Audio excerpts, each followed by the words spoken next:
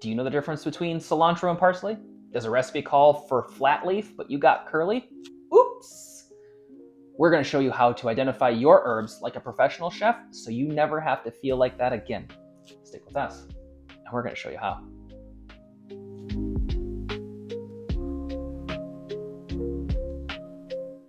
Herbs. We're going to add some green to your culinary cram box today, but we're also going to take all of the fear, the trepidation, some of the confusion, the wondering away from herbs. We're going to go through some of the most common herbs that you're going to find in pretty much every recipe that you're going to come in contact with, and also some of the differences that I learned from culinary school and throughout my career as a chef. We're also going to go through some of the ones that commonly get mixed up. For instance, cilantro and parsley, and basil and mint. And we're gonna start with the difference between what a hard herb is and what a soft herb is. Now those terms you'll normally find in kitchens.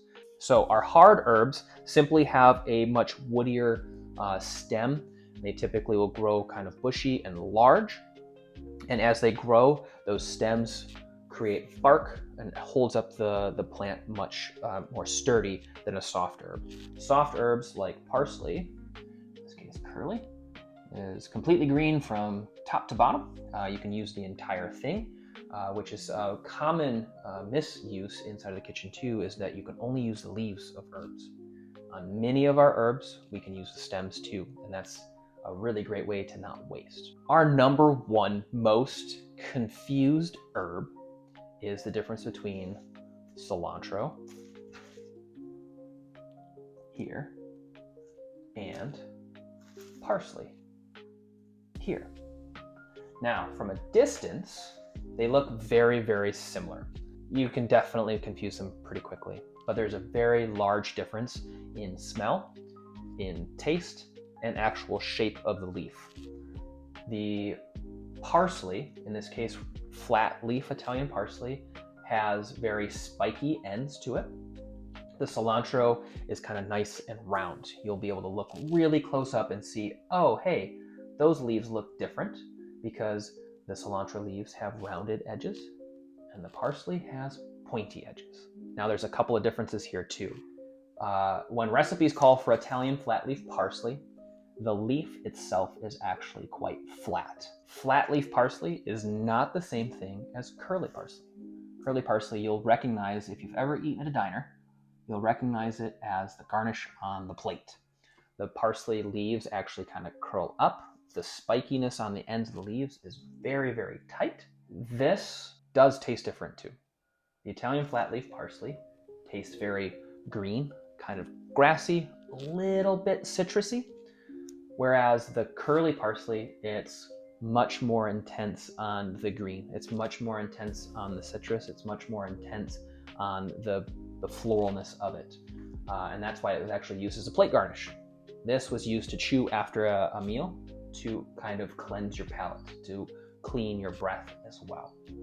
Now, cilantro, again, we can tell the difference also because of the flavor. Now, many, many, many people that I know don't like cilantro because they say it tastes like soap. That is actually a very distinct difference for some of us.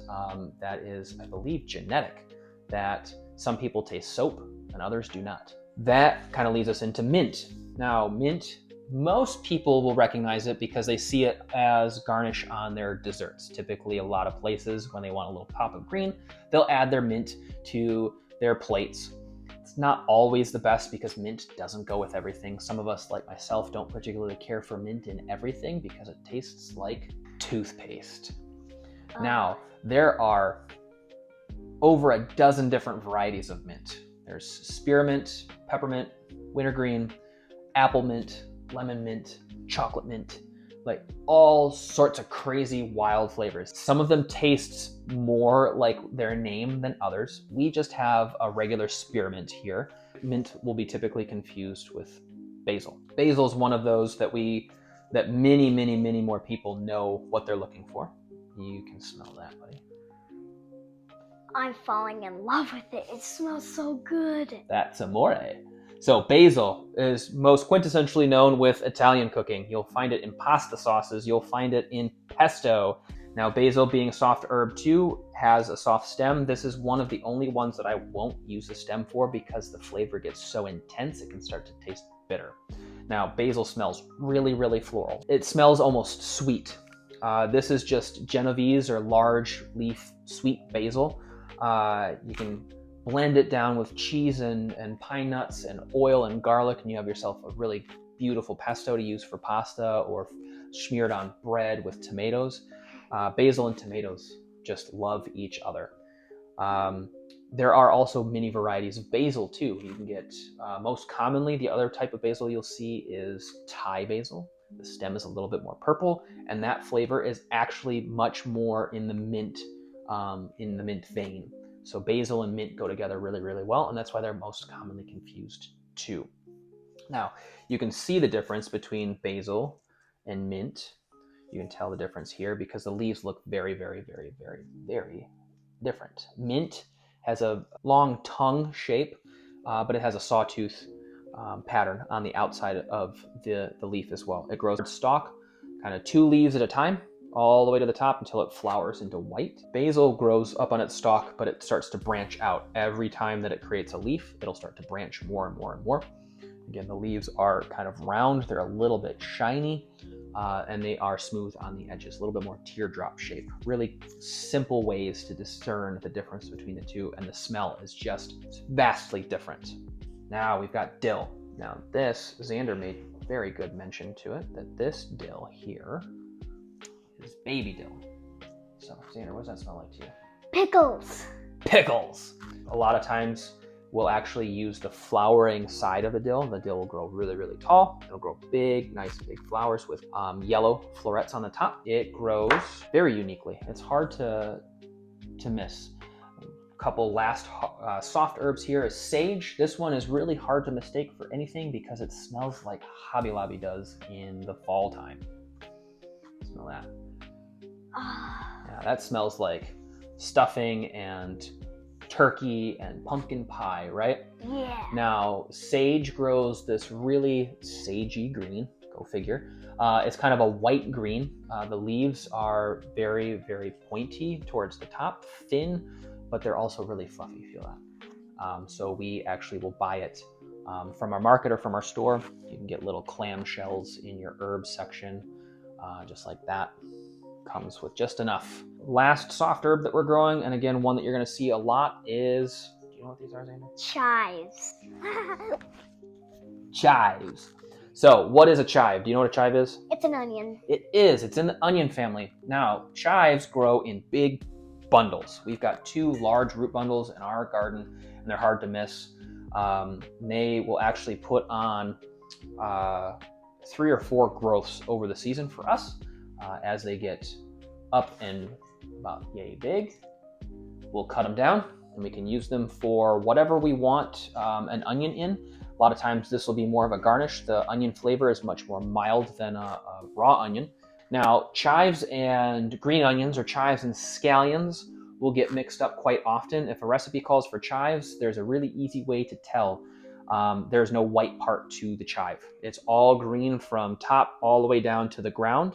Where a scallion will have a white end on it with the root kind of showing as well. But there's a very distinct difference in size. The scallions will grow about the width of a pinky. Chives will never get that big unless they're completely overgrown, and even then they don't really grow that big. Another big discerning difference between chives and scallions is chives will blossom with pink flowers. Chive blossoms are absolutely gorgeous. They attract our pollinators as well, but they have little black seeds that they'll grow, and we can throw those back into our garden and have little chives blossoming up. Now we're gonna move really quickly into our hard herbs. Thyme. That is one that you're gonna find in a ton of recipes. This is regular flowering thyme. You'll find lemon thyme, creeping thyme. However, we've just got a regular white flowering thyme.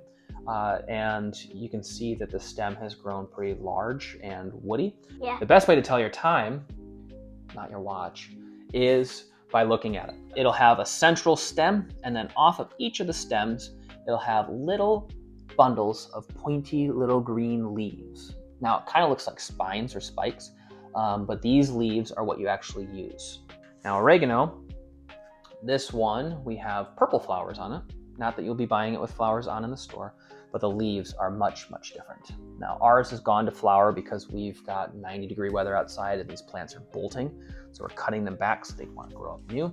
So the leaves are much, much larger. Now the leaves also are soft and thin. They're not spiky or pointy at all. They don't feel like needles. So oregano grows a little bit more leafy. Thyme grows a little bit more bushy.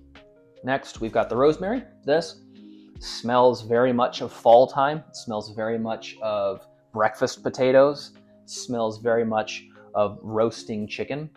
Rosemary, you can see here, has very long, thin leaves, and each one of those is sticky with the components that give it all of its flavor and its smell. If you have enough of them, it can get kind of bitter, but this one's really hard to mistake for anything else. If you're asked for rosemary, you've got rosemary. Now, bonus tip, I do not use dried rosemary. I use dried of pretty much all of the rest of these herbs, but I do not use dried rosemary because it is truly like eating a pine needle. It's sharp, it can get stuck in your teeth or your throat. Most people don't grind it, which is a problem. We avoid it. Rosemary has the most flavor and use when it's fresh. Highly recommend that you stick with this. You can find it in any of your grocery stores in the herb section pretty much year round. And last on our herbs, even though not technically an herb, is bay leaf. Now we've used bay leaf in our stock making video, right, Xander? Yeah. If you haven't seen that one, you should definitely check it out. Bay leaves actually grow on a tree.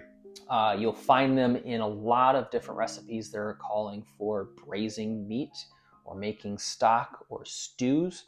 These taste very savory. You really can't mistake them for anything that you're going to find in your local supermarket. That's the bay leaf. We hope that kind of clears up some of the most common trip ups when you go to the store or your market looking for an herb. You can be confident when you're looking for rosemary that you're not going to accidentally pick up thyme or sage. You'll be able to look at a recipe and say, I know exactly what that smells like, I know what it tastes like, I know what it looks like, and you won't even have to second guess it ever again. So we hope that you've pulled some information on that. We hope that you found value in this, and we hope that helps the next time you need to find your herbs. Thank you for sticking around this long. We really appreciate it. If you found value in what we're doing, please share, like, and subscribe as well. Let everybody know what we're doing here. Invite them into our little chef community that we've started. If you want to drop a comment too, let us know what herbs you most commonly get confused or ones that you didn't know existed. We've just barely brushed the surface here too. There are so many more herbs out there, so many different varieties of these herbs too, that we will definitely get into in further videos. But for now, these are the ones that are going to make the biggest difference in your cooking, and we really hope that it does. Until the next one, we'll see ya. Bye. Bye.